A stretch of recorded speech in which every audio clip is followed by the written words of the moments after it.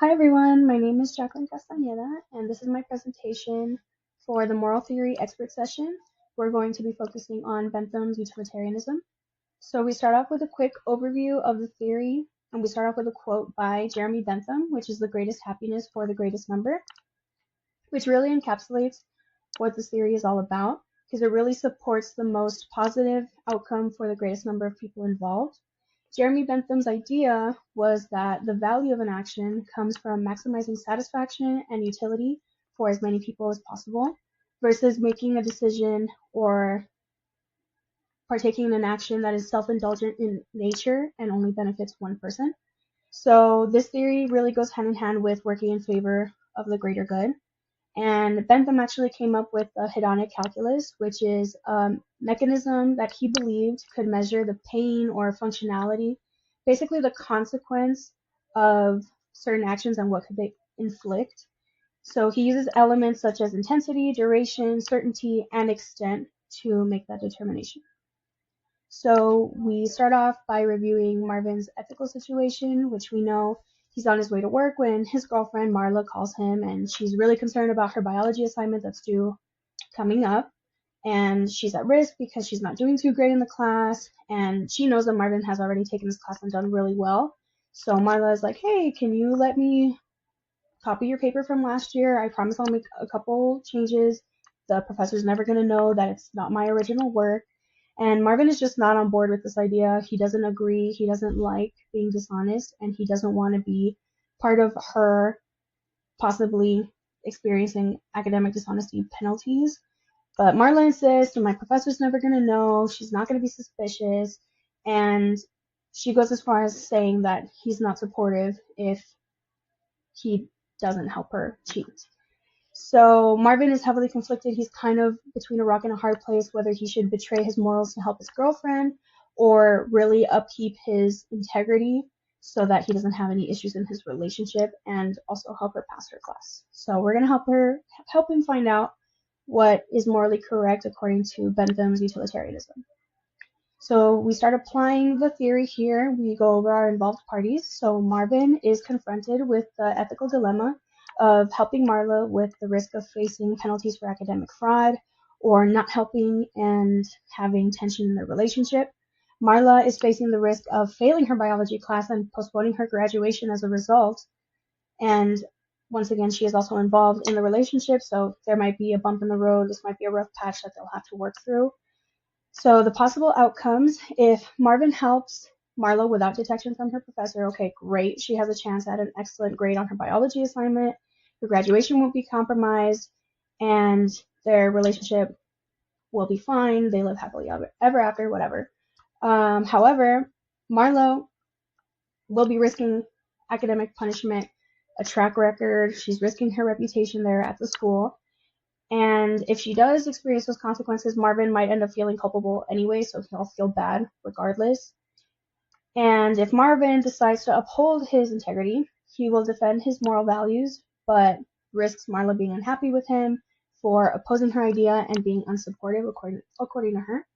As for Marla, her graduation date might be postponed, and her struggle in the class all year might not even be fruitful. It might not even be worth it if she doesn't end up passing the class anyway. So this is where we start talking about hedonic calculus again. So like I said, the system measures an action and its impact utilizing intensity, duration, certainty, and extent. So here are those 4 parts in regards to the situation. So we start off with intensity. Both parties are experiencing pretty intense emotions. Marla is very scared right now. She's fearful and frustrated academically that she won't pass and that she won't graduate on time, and it's going to set her back. And Marvin is distressed morally. He just does not like the idea of being dishonest, and he doesn't want to betray his own morals and also doesn't want to betray Marla or her trust. For duration, so we don't know how this is going to affect their relationship. This could be a small bump in the road that they can work out, or really if Marla feels that betrayed, she could end up making a decision that would be really detrimental to their bond. For sure, though, the academic repercussions Marla is facing can go on her record and follow her for a substantial amount of time, so we know that those effects are long. For certainty, the chances of Marla and Marvin being caught by her professor are indeterminate. We don't know how well they're going to hide it, if they're going to do a good job at all, but obviously the chance of them being caught still exists. However, we do know for sure that Marvin is not okay with being part of this academic fraud situation. We know for sure that's definite. He's not going to feel good about this no matter what way you put it for him. For extent, this really measures the consequences of the situation. So to begin with, every party involved is risking their reputation. So the school is kind of risking their reputation, having a student like Marla that thinks it's so easy to just cheat on an exam, cheat on an assignment, and get away with it. Marla, like we have mentioned, could have long-lasting effects on her record that could follow her for a while. Marvin is risking his values and the peace in his relationship by possibly not helping Marla. So we're going to start with the 3 criteria of adequacy, starting with consistency with moral intuitions. So Bentham's utilitarianism, just as a blanket statement, academic fraud is wrong and it's immoral. Cheating is not good. Don't do it.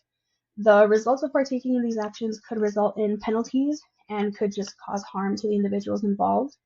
This theory is completely against harmful and dishonest activity, despite how it might affect the relationship between the involved parties. We're really not concerned with how this is going to end up affecting Marla and Marvin's relationship. We're just trying to find the best solution for them to not face any consequences.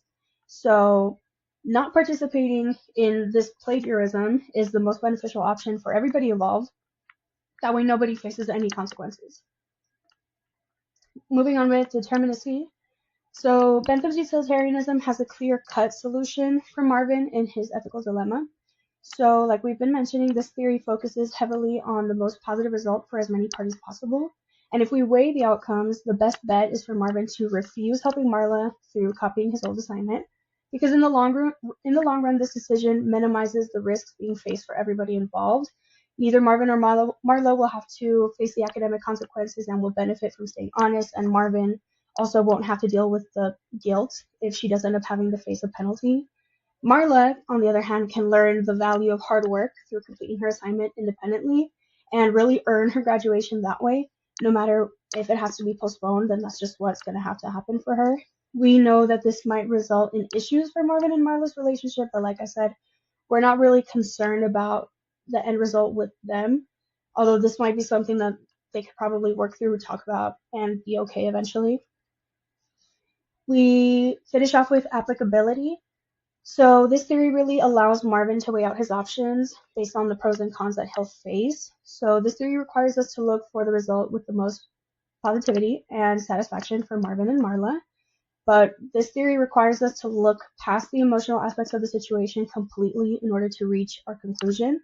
Although Marvin and Marla might argue, they might have to experience this rough patch or feel betrayed by each other, it is greatly beneficial to both of them to not get involved with fraudulent activity with your school. You mess with the master, you mess with disaster. They're just better off not messing around with the school and just do things honestly and with integrity. So this brings us to Marvin's solution. The best decision Marvin can make is to preserve his integrity and refuse to help Marla cheat. Sharing his paper with Marla is just a band-aid solution, something temporary, but if they are caught, the consequences can be long-term. Bentham's theory works toward the collective welfare of everyone involved, and it is in everybody's best interest to not get involved with plagiarizing. It could cause detrimental effects to Marla's academic career, and it definitely, for sure, will cause negative effects to Marvin's morals. If part of Marvin's concern is being a supportive partner, there are still other honest and truthful ways that he can help her pass her class through studying or tutoring. We know that he did well in this class before. But in the end, Marvin and Marla will both profit morally and academically from her authentically completing and submitting her own assignment in order to pass her class. So that's my presentation. Thank you for your time.